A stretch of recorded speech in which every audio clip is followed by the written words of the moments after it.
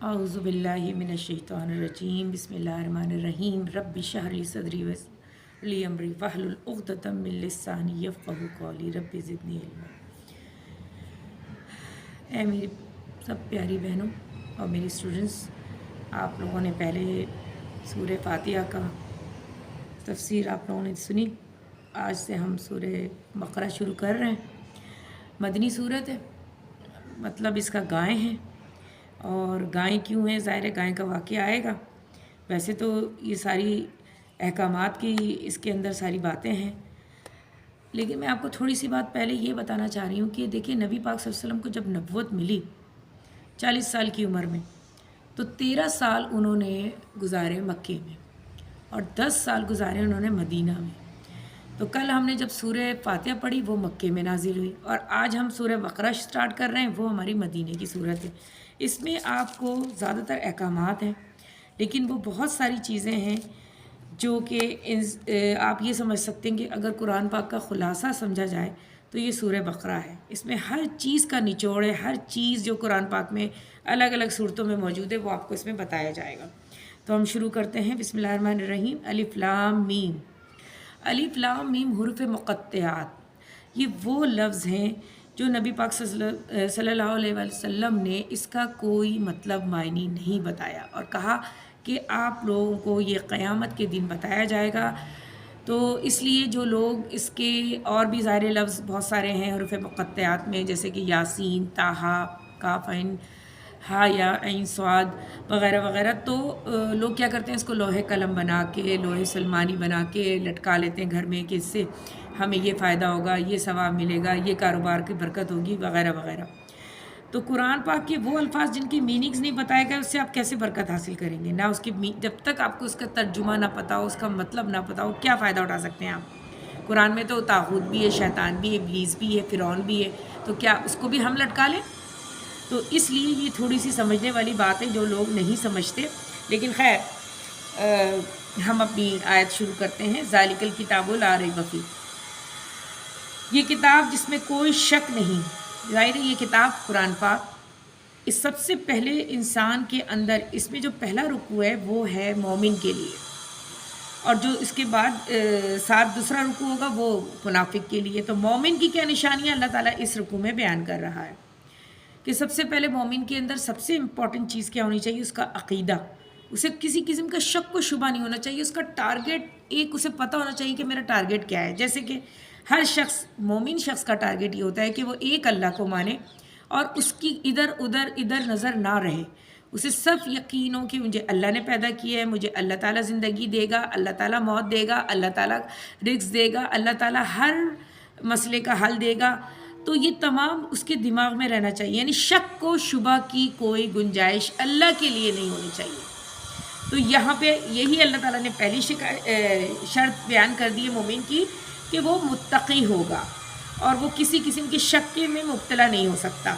ये निशानी है सबसे पहली। अच्छा, दूसरी निशानी क्या बता रहे हैं? अल्लज़ीना युमिनूना बिल ग़ैबी, यानी वो लोग ये सब क्या करते हैं? ईमान लाते हैं।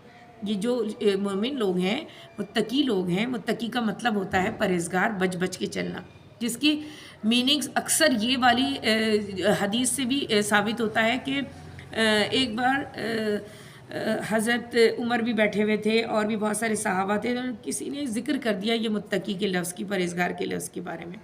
तो उन्होंने बताया कि अगर आप किसी कीचड़ वाली, गंदगी, कांटे इस तरह की जगह में जाते तो आप किस तरह जाएंगे? ज़ाहिर बच बचा के जाएंगे, अपने कपड़े बचाएंगे, अपनी जूते चप्पल बचाएंगे और कोशिश करेंगे कि सुकून से निकल जाएं। तो उस जो निकलना है बचने का, वही दुनिया में जो आपके पास इर्द गिर्द गलत लोग हैं, गंदगी है, बुराई है, उससे जो बचना है, ये मुत्तकी और परहेज़गार की निशानी हो गई और मतलब भी हो गया। तो ये मतलब समझ में आ गया होगा यकीनन आप लोगों के। तो पहली निशानी पता चल गया, किसी किस्म का कोई शक नहीं, उसे पक्का यकीन है अल्लाह ताला पे कि ये किताब भी अल्लाह ताला की है, अल्लाह ताला ने मुझे पैदा किया है और सारी चीज़ें अल्लाह से रिलेटेड है। तो ईमान ले आया वो अल्लाह ताला पर। उसके बाद सबसे पहला काम किया, मुसलमान होने के बाद नमाज कायम किया।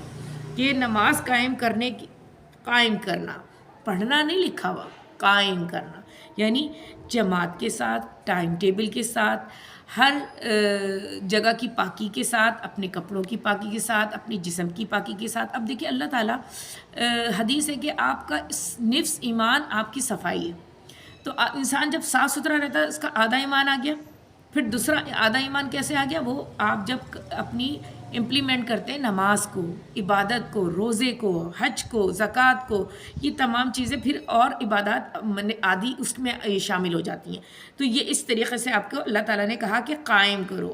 اب آپ دیکھیے نماز پڑھتے ہوئے آپ لوگوں کو یہ پورا یقین ہونا چاہیے کہیں بھی جا رہے ہیں نماز کی ٹائم نکلنے کی اندیشہ ہے اس کو وقت سے پڑھ کے نکلیں.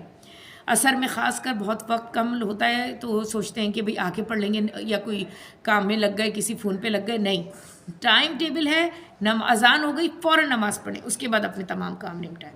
دوسری بات اور آگے کہہ رہے ہیں کہ یقیمون الصلاۃ یعنی قائم کر دیں نماز، اور مما رزقناہم ینفقون، اور جو رزق اللہ تعالیٰ نے آپ کو دیا ہے جو بھی چیز. دیکھیں رزق صرف یہ نہیں ہے کہ آپ کو اللہ نے دولت دے دی، کھانا پینا دے دیا، جبکہ اس میں گھر، کپڑا لتا، گھومنا پھرنا، ہر چیز رزق ہے. رزق کے پیچھے تو انسان بھاگ رہا ہے. مغفرت کا اللہ نے وعدہ نہیں کیا لیکن مغفرت کے پیچھے بھاگ نہیں رہا، رزق کے پیچھے بھاگ رہا ہے کہ نہیں میرا رزق میرے ہاتھ سے نہ نکل جائے، میں کہیں اس میں پیچھے نہ رہ جاؤں، کمانے کی دوڑ میں اسٹیٹس میرا کم نہ ہو جائے. یہ چیزیں ہمارے زیر غور رہتی ہیں لیکن ہمیں اپنی مغفرت کی فکر نہیں ہوتی. لیکن اللہ کو کون سے لوگ پسند ہیں؟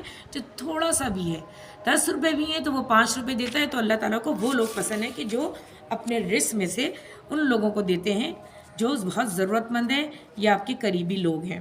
یعنی انفاق کا اتنا اللہ تعالیٰ نے بار بار کہا ہے جس کا اور بھی بہت ساری آیتیں آپ لوگوں کو آئیں گی انشاءاللہ. والذین یؤمنون بما انزل الیک وما انزل من قبلک، اور جو لوگ ایمان لاتے ہیں آپ کی طرف نازل کیا گیا اور جو آپ سے پہلے نازل کیا گیا. اب دیکھیں ایمان لانا، اللہ تعالیٰ نے جو دنیا میں کیا کیا چیزیں نازل کی ہیں، کتابیں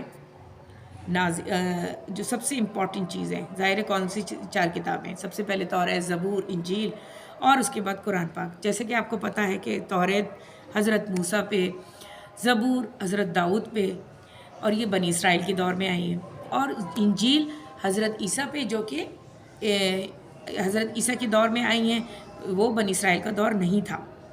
تو اس کے بعد آخری کتاب قرآن پاک. ان کتابوں کا اللہ نے وعدہ نہیں کیا کہ اس کی حفاظت کریں گے.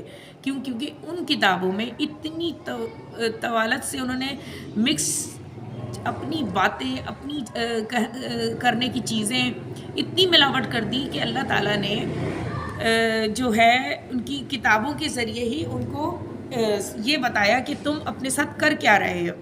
ان کتابوں کے اندر جو انہوں نے کفر ڈال دیا. ابھی آپ ان کی کوئی ایک کتاب بھی اٹھا کے دے دیں، حالانکہ بائبل کتنی مشہور ہے لیکن بائبل میں بھی ایسی ملاوٹ کی گئی ہے کہ اب سمجھ میں نہیں آتا کہ اس کتاب کو کس طریقے سے لیا جائے. لیکن پھر بھی کچھ چیزیں ایسی ہیں وہ نہیں کر سکے علیحدہ، جو کہ ابھی بھی موجود ہیں. تو یہ تمام چیزیں ہمیں نظر آتی ہیں کہ ہم کس طریقے سے اذان ہو رہی ہے. ہم تھوڑا سا گیپ کرتے ہیں.